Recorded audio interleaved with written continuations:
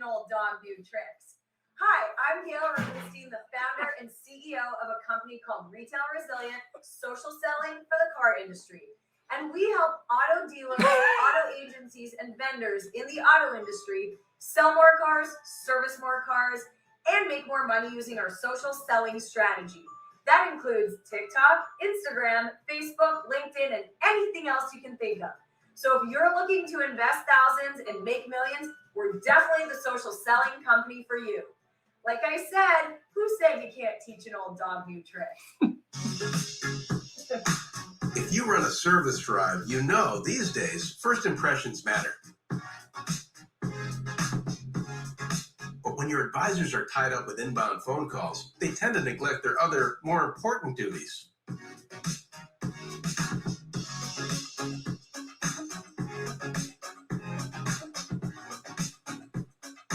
And did you know 75% of all service calls are frequently asked questions and routine requests? Still, the average dealer misses up to 30% of inbound calls, adding up to a ton of missed service opportunity and increased customer churn. 68% of callers actually go elsewhere if they can't get through, which means you could be losing $60,000 to $70,000 every month in service revenue simply from missing calls. So who will pick up? Introducing Brooke. Hi there. Your best service scheduling assistant. Brooke is the first intelligent digital voice assistant to answer, handle, and appoint all of your inbound service calls. Hiring Brooke means absolutely no call goes unanswered, boosting your customer satisfaction and reducing your overhead costs. And talking to Brooke is like talking to a friend with human-level understanding in a friendly conversational voice. Her conversational intelligence is built on millions of actual service industry conversations, making her the easiest onboard you'll ever have. She can handle any volume of calls and follows your policies every step of the way, 24/7. That means even when the lights are off, Brooke is always on. And I can do it without missing a beat. You really do check all the boxes. Book with Brooke today. Visit Brooke.ai or call 866-942-1236. Finally, the perfect match.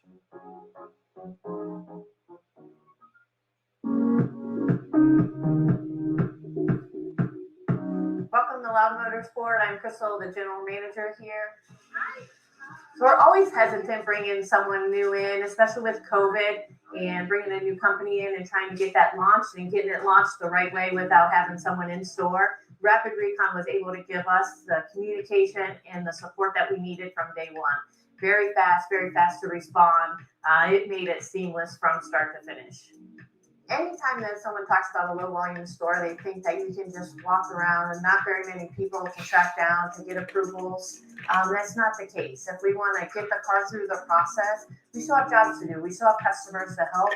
And this really puts it right at our fingertips and allows us to approve it instantly, even if we have a customer sitting in front of us. Since bringing Rapid Recon on, we have really improved our sales. It's allowed us to get the cars to the front line a lot quicker, which in turn gives us more volume. So we went from an average of 75 a month to now averaging over 100 just in a short amount of time. I would recommend Rapid Recon to anyone that is even remotely thinking about it. Thanks for stopping by today. For more information on Loud Motorsport, you can always go to loudmotorsport.com or stop in here in Minerva, Ohio. We ship all over the country.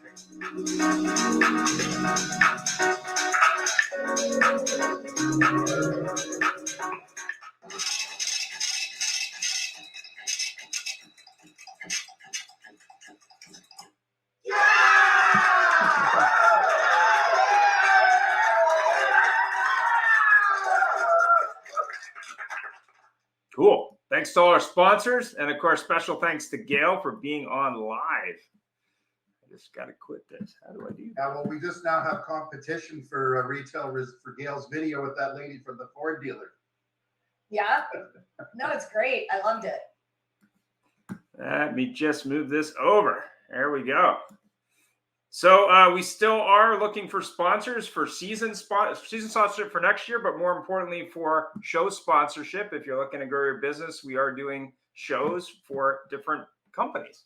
So stay tuned for a few We're announcements very soon. happy to highlight you if you sponsor the show. Trust me. Exactly. And there's a few books.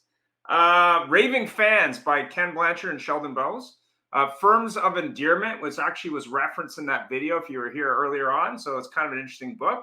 And then The Snowball System, How to Win More Business and Turn Clients into Raving Fans by Mo Blundell. There's a lot of other books, but it seems like there's only a couple people that have written books on this, which is kind of interesting. Go ahead, Jeff, with the disclaimer. Good morning, everybody. And of course, the Auto Hub show is here for the benefit of all of our viewers and our guests. And of course, our guests' viewpoints are those of themselves and not necessarily that of ours. The show or Ian Nethercott or Jeff Polo. And if you'd like to go check our website, you can read this in depth because it's way too long for me to talk. Absolutely. And just in case you're unaware, definitely check out our revised YouTube channel. I've made a lot of improvements over the weekend, so you can now see videos by category, by most popular, by all kinds of different things. And of course, we're always looking for great guests and of course, great listeners, whether it be on our live platform or whether it be on one of our other platforms. Special thanks, obviously, to Stephen Granger and Larry for coming in, and also Guy, and of course, Don and Gail. The topic today is how to create raving fans. And to reference the video, if you didn't see it earlier, basically the difference between a raving fan and a happy customer or satisfied customer is these raving fans are actually sad if you go out of business or sad if you lose business. That's the difference. And I think that was a real, idea thing for me, because when I looked at all the videos online, most of them were like, oh, here's the 5 techniques. Here's the 5 customer handling. Here's the this.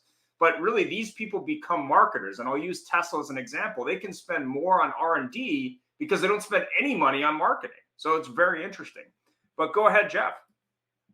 Yeah, well, that's very true. You know, there's lots to be said about people like Tesla, because the fact is you're right. I never really thought about that till just now. They spend no money on marketing.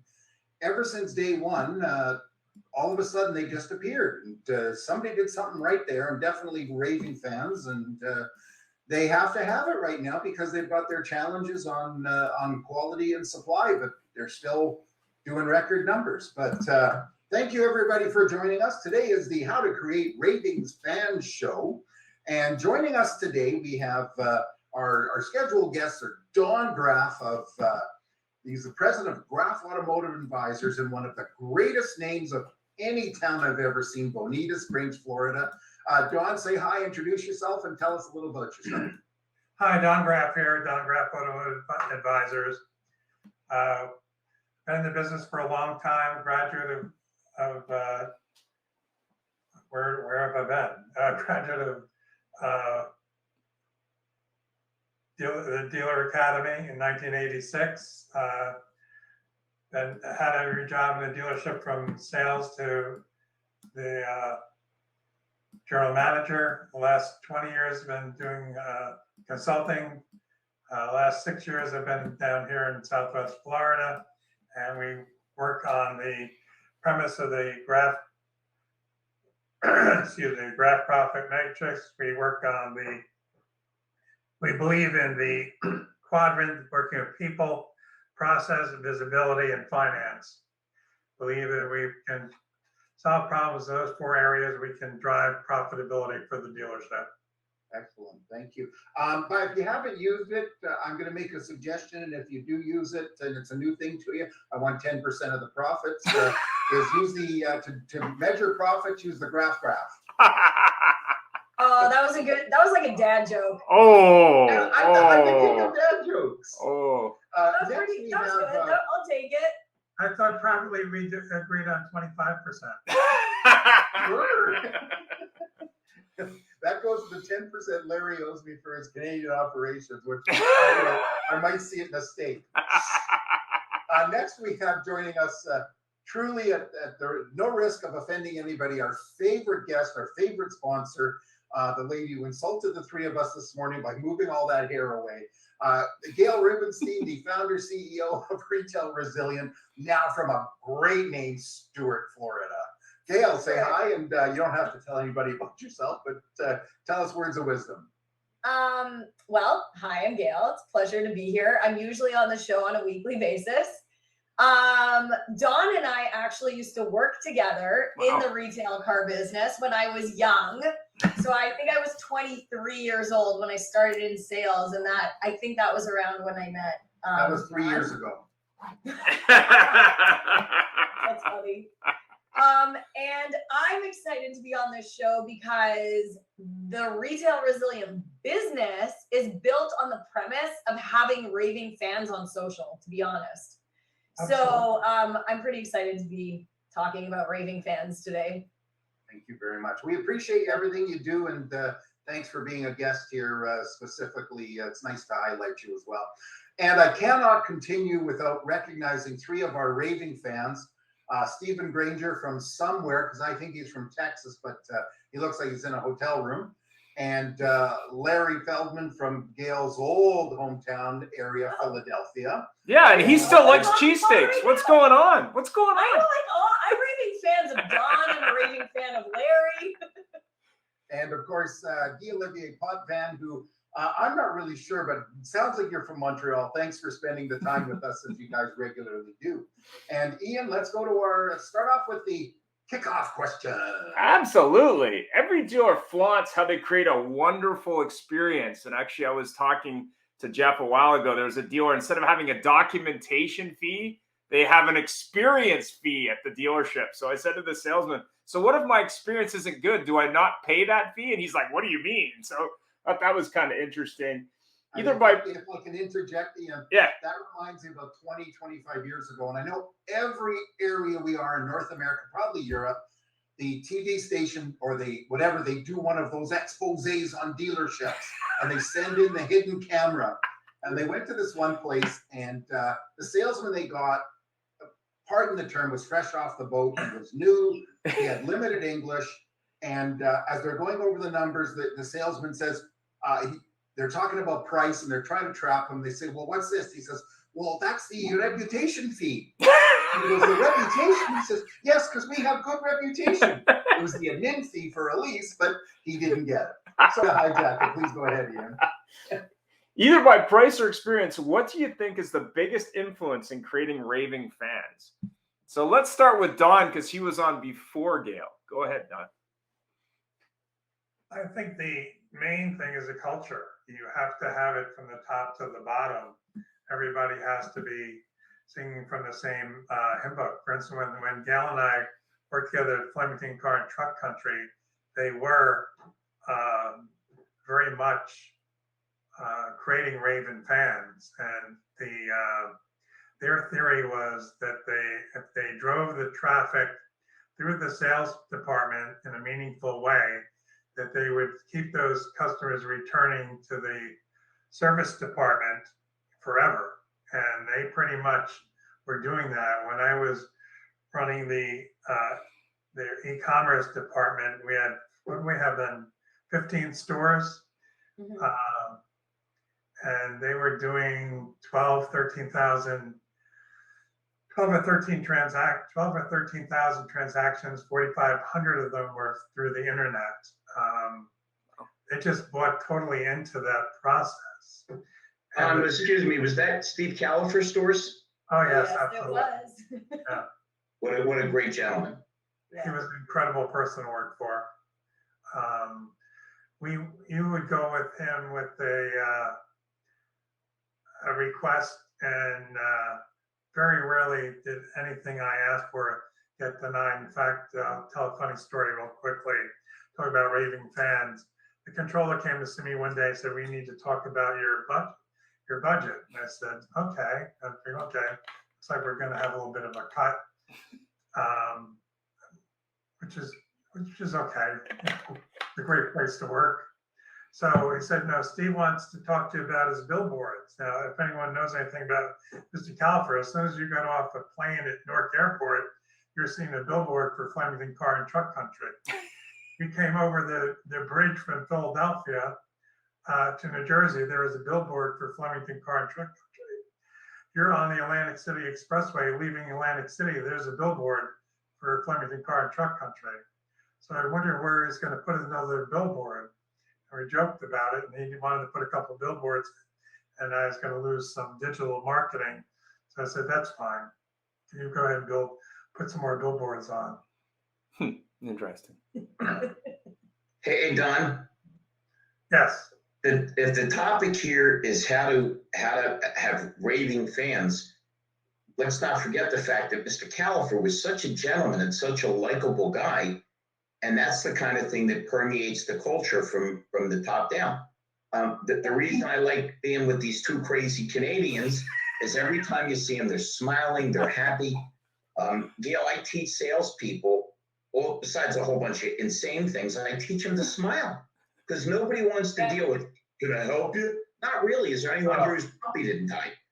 So Just so you know, Larry, Gail is also Canadian. Not to say that she isn't American, but she's also Canadian. Just so you know. Go ahead. So you have a dual citizenship. So you can Gail's watch like a one-ton, she's a dually. I'm a dual. you can watch a hockey game while eating a cheesesteak. It's perfect. Agree 100%. Go ahead, Gail.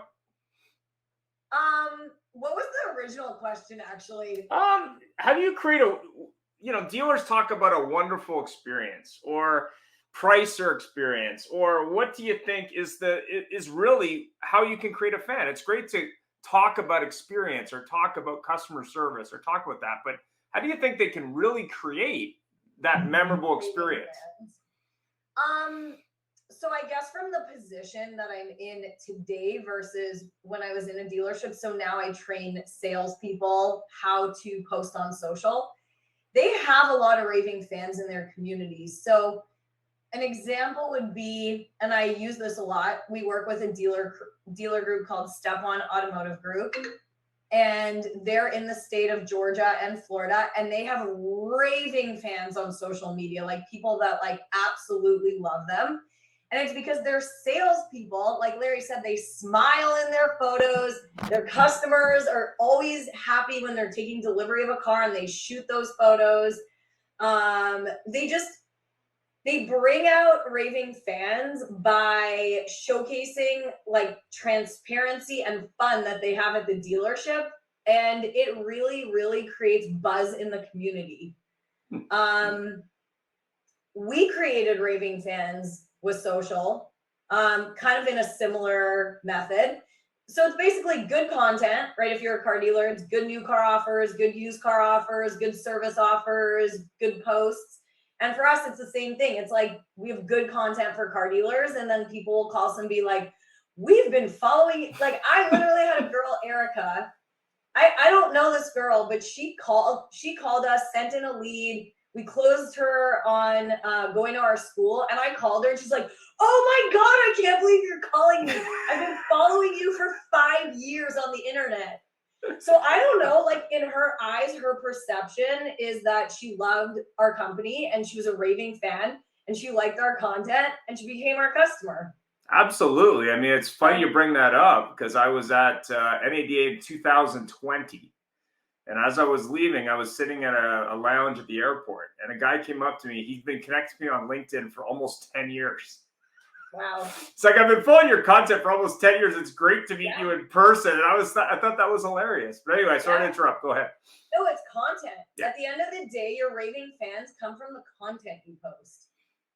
Yeah, and then Jeff, they like you, they believe in you, they respect you, and they like listening to you.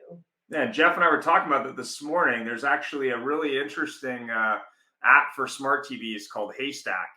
And there's Euronews has something called Positive News that they do every day. It's called the 5 Positive News Stories Daily. And it was really interesting because I know that the thought has always been negative news sells, but I think it'd be interesting to do a comparison if you actually had a whole channel that was just positive, what that would actually do. It'd be very interesting. Steven, you have any thoughts? Yeah, I actually think a lot about, and I just had a kind of a distant memory of being in college and remembering a political science class and a professor saying something that I think totally fits. He asked everyone who their state representative was. And part of it was funny because only half the class knew. I was like, that's not a good sign. But then he followed up and said, what do you think about your representative? And every one of the people said, oh, he or she's great. They do so much stuff for our state. They really care about all this awesome stuff. And then he said, well, what does everybody in here think about Congress in general. Oh, they're terrible. They're the worst people ever. And he said, okay, well, how can every one of your persons be great, but yet they're all terrible? And I think that happens to the car industry, because every time you ask somebody about buying a car, probably 9 times out of 10, I would say, not everyone, but they always have something. Oh, my God, it was great. She was so awesome. She took care of me. She made sure the child seat fit. It's great stuff. But oftentimes the message is, oh, they're terrible. They try and steal money from me. And I think if we could do a better job of taking those stories when people are like, I love my salesperson, they were awesome, and projecting that, it would help build that raving fan base, because they're already there. It's just voicing that kind of what's already been said. It's just projecting that out more. Well, it's interesting you bring that up, because we had a dealer on last week, and he happened to buy a Tesla Model S Plaid.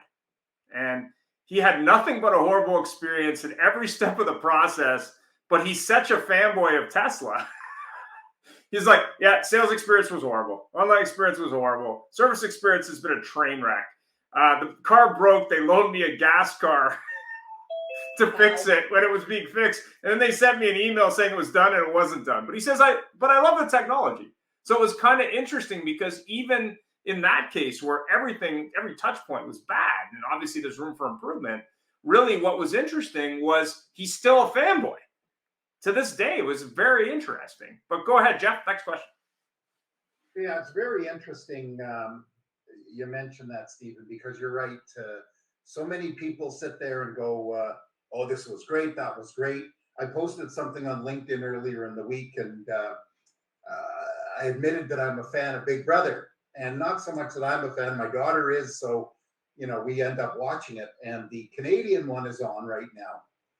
And one of the house guests is a GM from a Mitsubishi store on Vancouver Island. For those of you who know, it's just an island off the coast of Western Canada.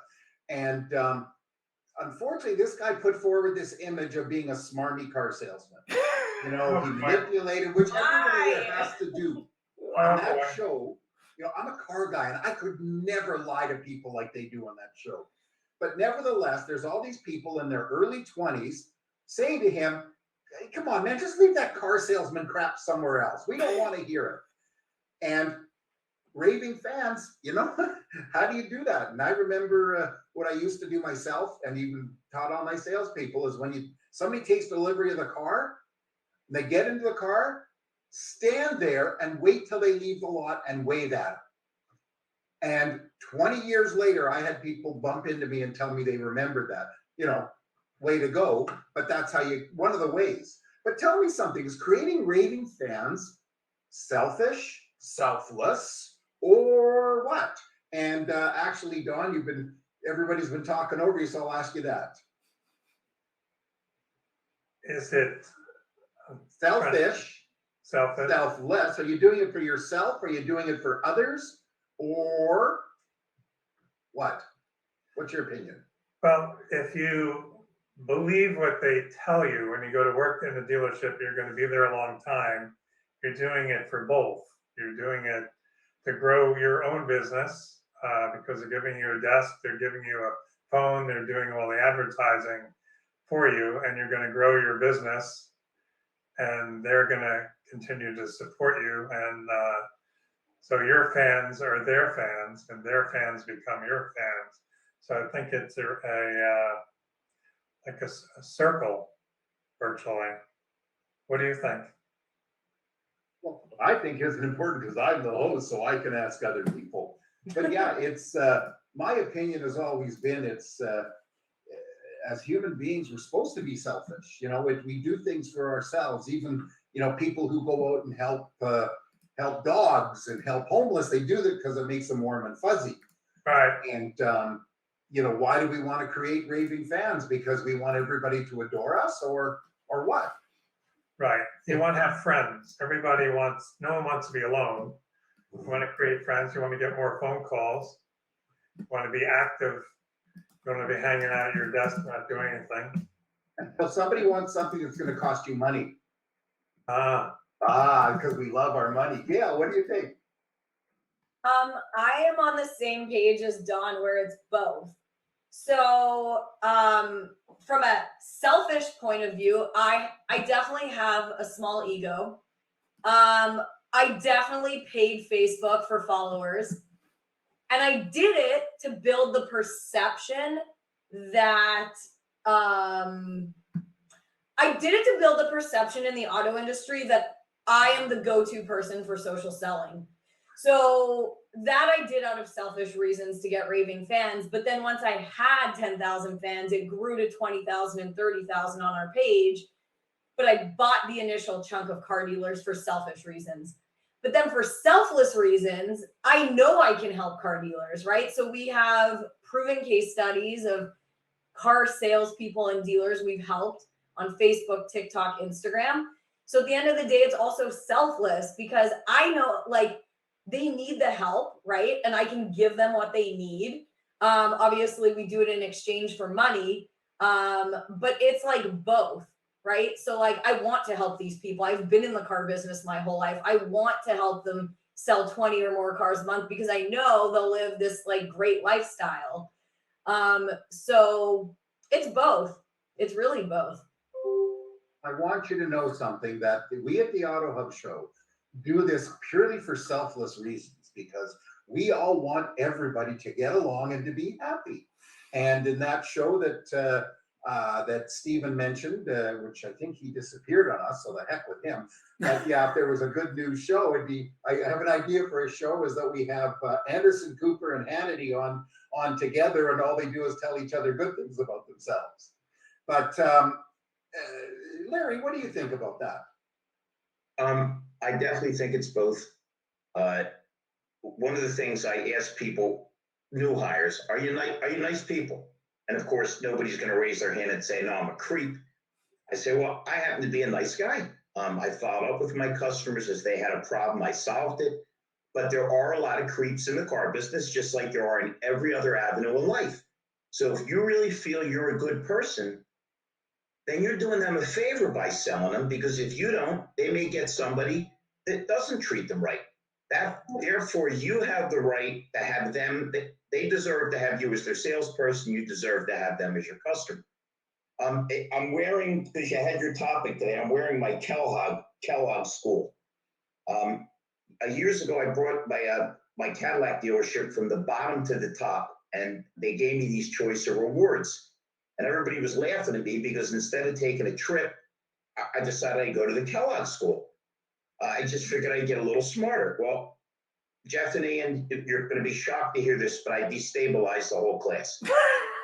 Oh my God, how could you do that? I made friends I haven't had in 10 years. This all comes back to servant management and attitude of gratitude. If you're glad to talk to people and you got a smile on your face, everybody on this program goes home to somebody and you're having a rotten day and they say, what's wrong? And Gail, you probably say the same thing I do. Nothing's wrong. But they always know. There's no marquee over our head that says Jeff's bad day. It's all over our face. So when people don't see that we're happy, then they're not happy.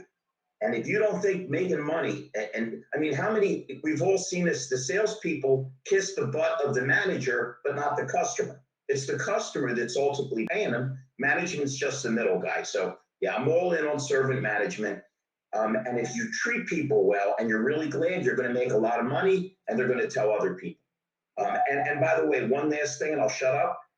They do perceive us to be slime, and that's the greatest thing ever, because nothing is stronger than when a negative is overcome by a positive. Dale, do you ever go to the movies and it's sold out, the one you want to see, and you see something that got horrible reviews and you call all your friends and went, I don't know what the hell they were talking about. That movie was great. Nothing stronger than when you didn't think you'd like something and it turns out you love it. Yep. 100%. I agree. So is it selfish or selfless to create fans? Oh, that was me. Oh, that was you. Oh, okay. Go ahead. And on the Auto Hub Show, we are live with bloopers. No, you're the next one, Ian. Who is what truly makes fans? The company, the CEO, the process, or the frontline staff? Who wants to go for first? Nobody's talking. Nobody's talking. It's both. Okay, because here's the deal. If your frontline people aren't any good, they don't get to the backline people, right? If you've toasted the customer, they're not even getting a chance to get to you. But if the head guy, you know, The lady. Head gal. anybody that's worked at a dealership has seen this, particularly old guys like me. We would go into sales meetings and they would beat us unconscious. It was like they broke the Geneva Convention for cruel and unusual candidates. Wait, no, here's the beauty. After they insulted your manhood, beat you to death, both of you were worthless, used curse words that would make a sailor blush, then they always say the same thing. Go out and sell some cars. Sell some cars, you want to go kick your dog. So if the management isn't positive, you're dead. On the other hand, so I think everything you're asking now is like multiple choice. It's definitely A and B. Yeah, thanks. Gail? I think this goes back to what Don was saying about Steve Califer and Flemington Car and Truck, because Steve, as the CEO and president, he did create those raving fans. Yeah. Everything he did trickled from the top down. Like the things he did in the community and the little like monkey bears that he would give to the kids. I still have mine in my car. It's like a monkey with magnets and it says Flemington Car and Truck on it. And people ask me all the time. And I was like, that is a representation of the man that I worked for 15 years. And he cared so much about the like families and kids and like providing to that community. And that's why they became raving fans, because he cared. Like, And he still made a lot of money, genuinely right? cared. What? You still made a good a lot of money, right? Yeah. Well, he sold the company to AutoNation and bought it back for 2/3 of what he sold it to them for.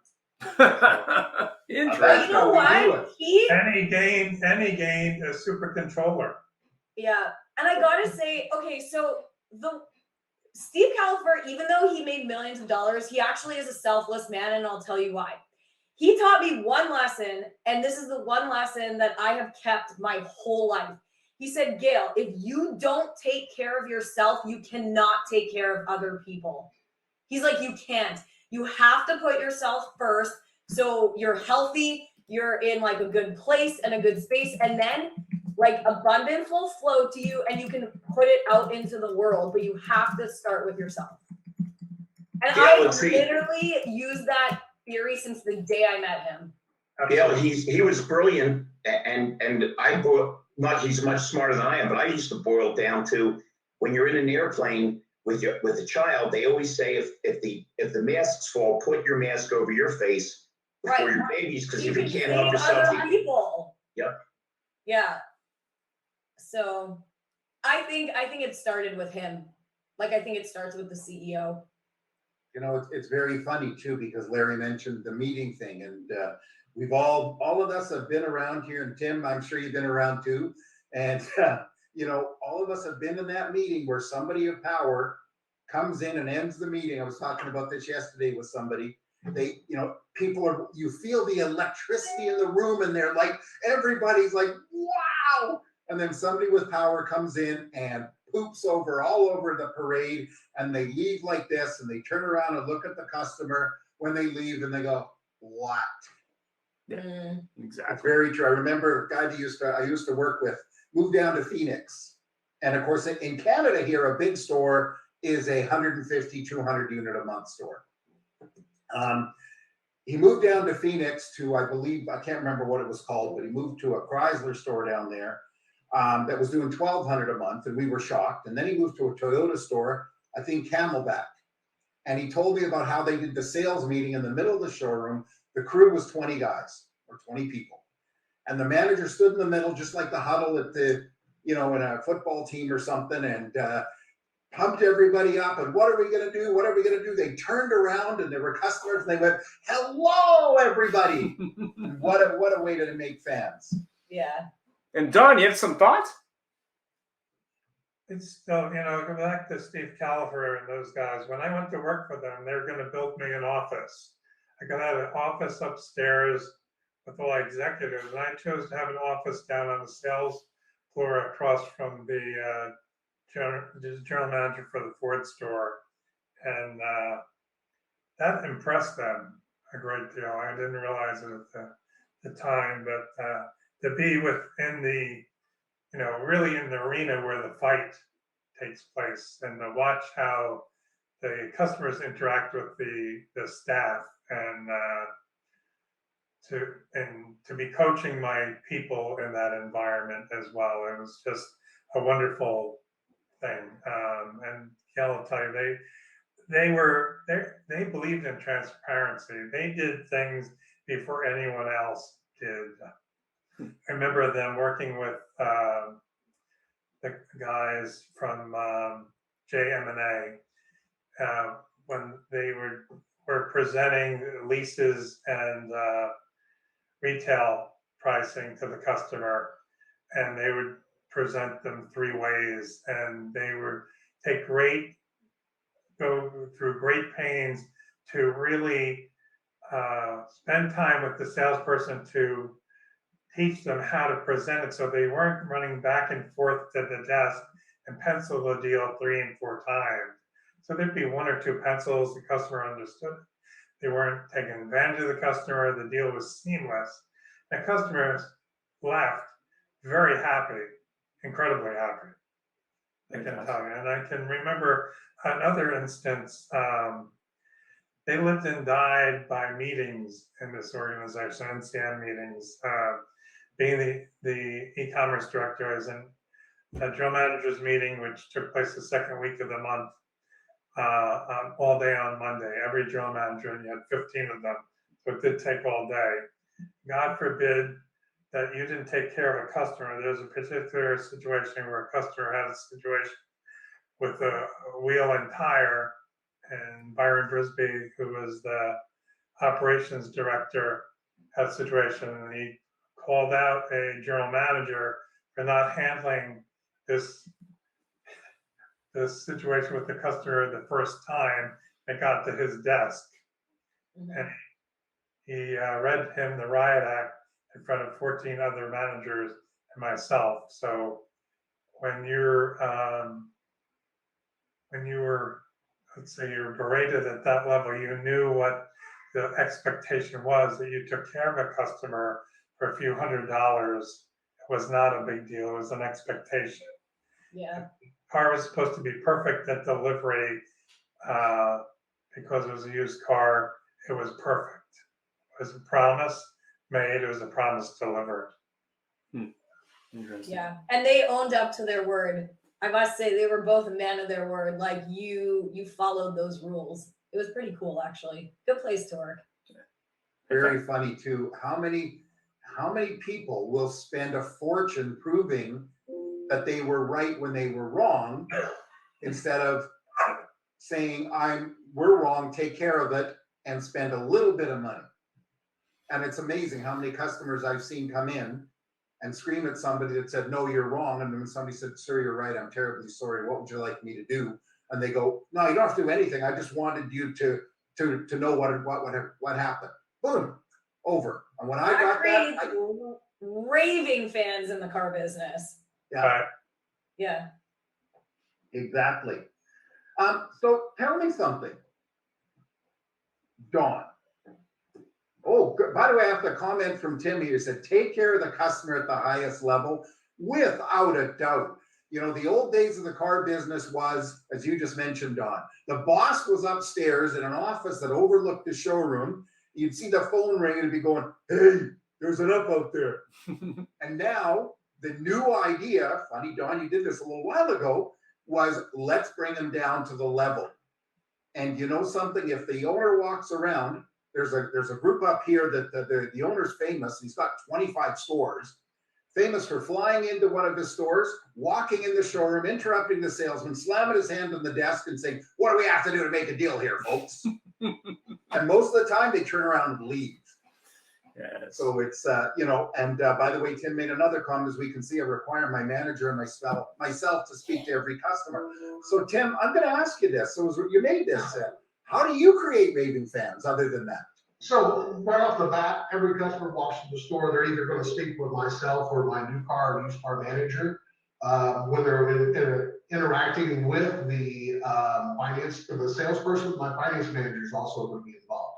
We're getting familiar with the customer right off the bat, so it's not a surprise when we do have to come out and engage with that. One of the things we also do at the dealership level here too is we have confetti throws. And if you're listening and connected in with me anywhere in LinkedIn or Facebook or anything like that, you're going to see at the end of the whole experience, even if it was a 7 or 8 experience, at the end, we have such a celebration with my staff and the customer that we're throwing confettis, we're having fun with the customer the whole time. We call it, my new car manager, Mike, we call him Mazda Mike. He comes out, it's all about high fives and fist bumps. We have the customer have an enjoyable experience the whole way through the process. And you'll see such a dramatic, our CSI has been through the roof. We've been doing this the last 7, 8 months. And it's just been an incredible experience. And we're getting recognition through YouTube and Facebook and different things like that. We're seeing the customers coming in. We had one customer, for example, brought in champagne because they saw our confetti throws and said, we're not gonna just do confetti, we want to do a whole champagne experience when we take delivery of our car. And literally had champagne, and they fired off champagne before they drove off with the car. So experiences like that. Wow. That's great. You know, somebody that will find offense to alcohol in cars.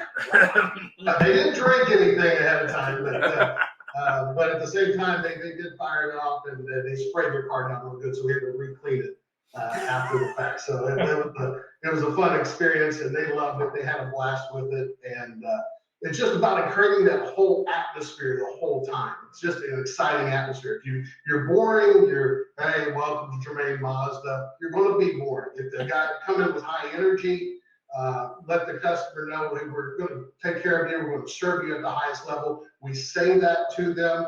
We tell them that ahead of time. Hey, we're going to do everything. If you need anything, a lot of times I'll do, my office is right there. If you're not being served at the highest level, you come find me right now, or one of my managers will make sure it does happen. We put a guarantee out there, and then I require my managers to back that up every single time.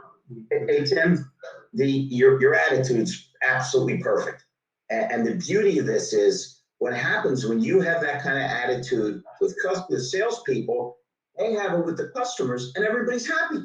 Absolutely. Yeah, so I mean that's the perfect synergy between a happy management team and a happy staff. But you got to understand, I'm all over the country. Well, I can now say I'm all over 2 countries because I just did work in Canada. There's a whole lot of guys that have a title that says manager that never looked in the dictionary to understand that manager means to manage. They could care less about atmosphere. Well, yeah, you're absolutely right. I call my managers leaders. They're servant leaders. You guys can't get out behind your desk, and we'll take your chairs and get them out of there. So you're going to get out and talk to the customers. You wouldn't need to stand up, just like the sales guys. You need to stand up to make phone calls, put a big smile on your face while you're making phone calls. Set that energy ahead of time. Hey, Ian and Jeff, if I had Tim as my general manager, I wouldn't be as scarred emotionally and mentally as I am. That's it.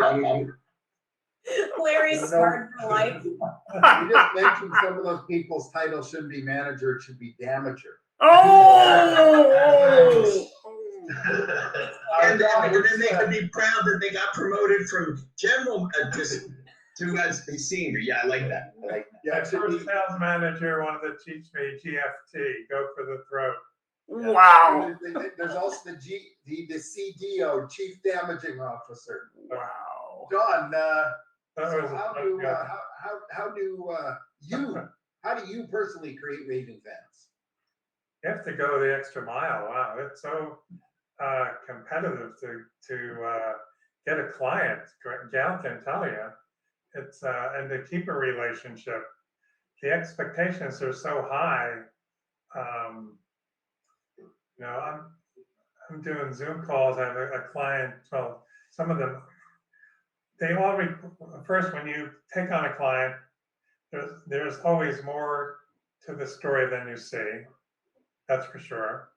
And so their expectations are higher than yours are because you obviously want to create a strong impression. So you want to solve the problems as quickly as possible.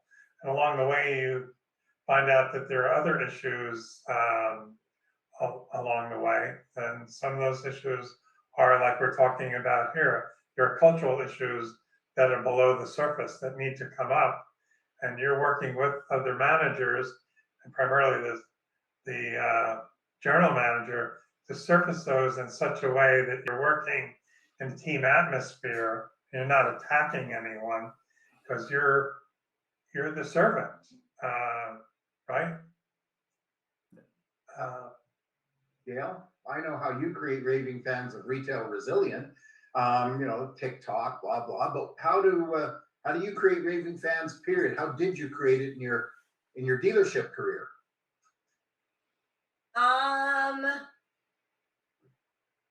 Trying to think back to my retail days. I would say, I don't know, just like show up for work every day, take care of the customer. It's like what Tim was saying and what Don was saying about being at Flemington. Like, I luckily worked for a dealer principal that gave me empowered us and said, just take care of them. Like, you don't even need to ask me. Like, if there's a problem, just fix it and make sure they're happy. And if there's a major issue, you can come to us. But on the retail side, it's kind of everything that Tim said. And you just go above and beyond with the transparency when you're doing, like, we didn't Foursquare people. It was, here's the sale price, here's your trade, here's your tax, here's your dog. That was so foreign to that whole, I'm blessed. I worked for the DeFeos. They didn't do that. I worked for Fleming Car Truck Country. They didn't do that. I worked for the Prestige organization, North Jersey. They're process oriented. They didn't do that. When I worked for them, almost all their brands were in the top 10 in the country. I just, I was fortunate to be in the right places at the right time, and they grew my careers. It's like being with the Germains now. That's the ticket. You want to be in the right organization at the right time. You're going to take something from them. You take a piece. Even from clients, I'm learning stuff from them. The business is just so dynamic. Just certainly is, isn't it? And it's very funny because we go back to that question. What makes fans, the company, the CEO, the process, the frontline staff? Well, the fact is the CEO can't get their vision across if the frontline staff aren't on the same page. And the frontline staff, as good as they are and as caring as they may be, if the CEO says you got to do Foursquares, it's a whole chicken and the egg thing. Can I throw something in too that I think I've got my friend Gail on here, who is a tech extraordinaire, and Tim, you look like you know what the heck you're doing. Don, you're all over. Let me throw one other thing in. It's called a phone, and getting people to answer their phone and be responsive. I'm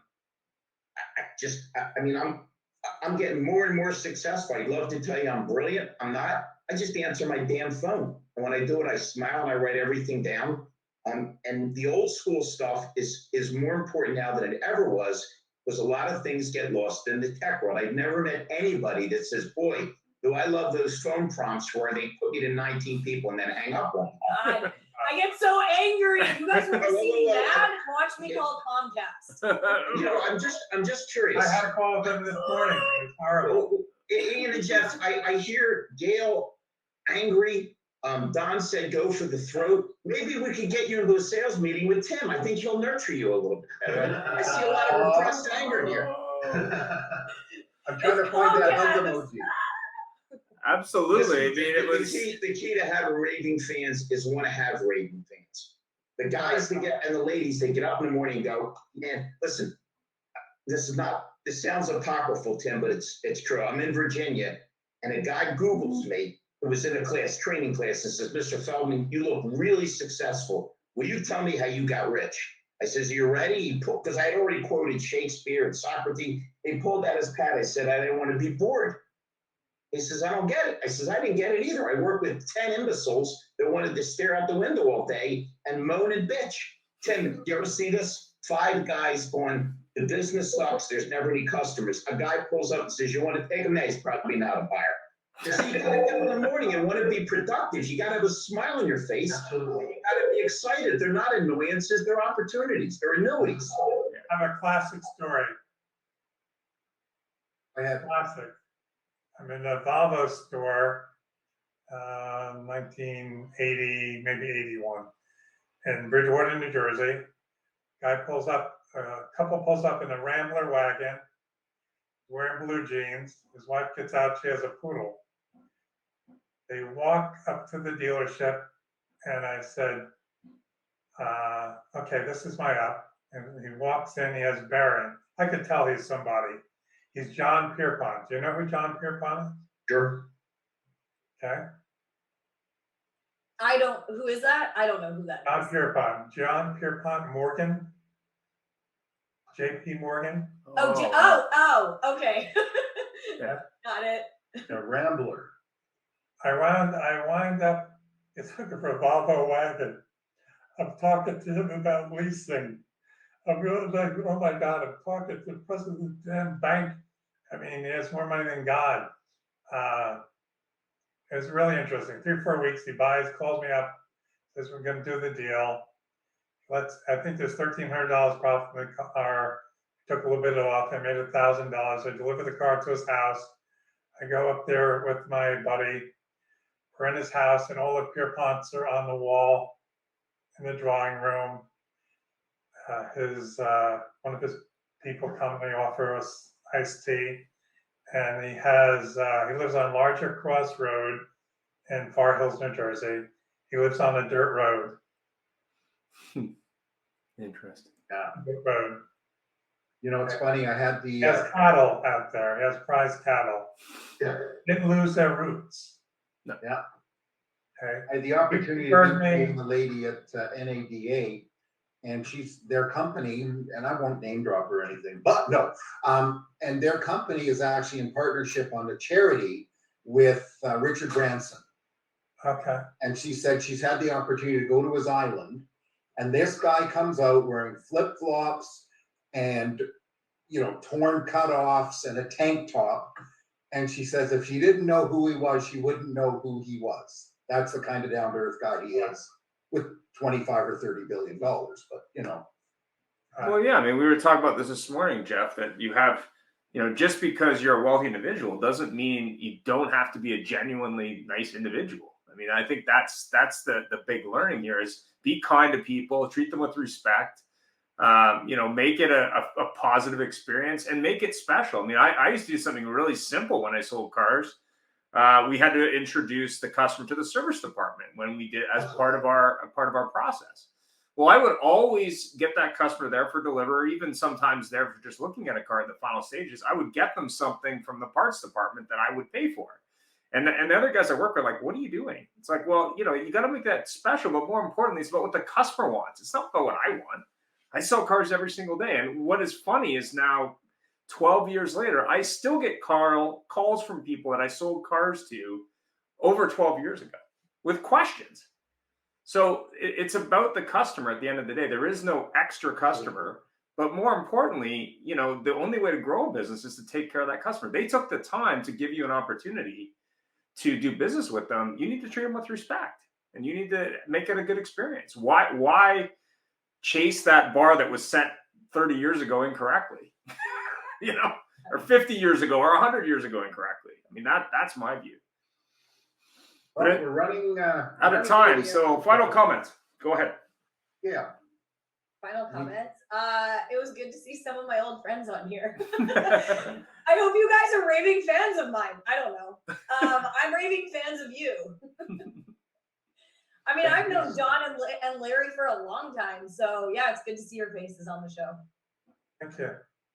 Well, thank you very much, Gail. Again, we really appreciate everything you do, but by being a guest today, that means a lot to us. Thank you. Yeah. Don. And now that I've met Tim, I already friended you on LinkedIn, TikTok, Facebook. There we go. Appreciate you. So like 10 years from now, I'll be like, I met Tim 10 years There ago. we go. Cool. Tim, you'll be getting a message from Gail any minute telling you how wonderful my training and recruiting services are. I like that. That's why I'm a raving fan of hers. I love it. Thank you. Actually, I do hear Larry's got some TikTok videos coming out really soon. He's going to be doing those. It's raining. I got the real fugitive videos. I don't need those TikTok videos. Well, that's right. There you go. Don, final comments. I don't know, maybe I need Gail's help with the TikTok videos to do this. Hey, can we have an Auto Hub Show TikTok and I'll teach everyone how to TikTok? Heck yeah. We could definitely do That would that. be fun. We could arrange that. You know, Ian might be a little bit reserved on it. It's all right. Tim will bring some of his champagne. There we go. We'll burn off. Thank you for I really enjoyed interacting with everybody for my first time. This is phenomenal. We really appreciate it. Expect invites from Ian about till you finally want to block him on messaging. And for our unscheduled guests, Larry, thank you as always. We do appreciate it. We have a Larry Feldman show coming up here soon, which will be the new automotive Seinfeld. And Tim, thanks for joining us. I did the same thing as Gail on LinkedIn, Facebook. I don't know. Facebook's driving me nuts, but that's a whole different story. And thank you very much. A pleasure to meet you. And thanks, Guy, for tuning in as well. Yeah. And Guy, thank you. We love it. You attend quite regularly, so we do appreciate it. Ian, I'll leave it to you to say goodbye. Thanks very much, everybody. And stay tuned for a Metaverse show coming up soon. And next week's episode will be on our car shows worth it. And we're going to have some people actually manage and promote car shows who are involved in it from all over North America. So it should be interesting. And then the Metaverse show, if you're curious about what the Metaverse is, we're going to have a number of experts, including the first car dealer in North America to deliver a car virtually in the Metaverse. That's about it. Have yourself a great day. Thank you. Thanks. Thank you.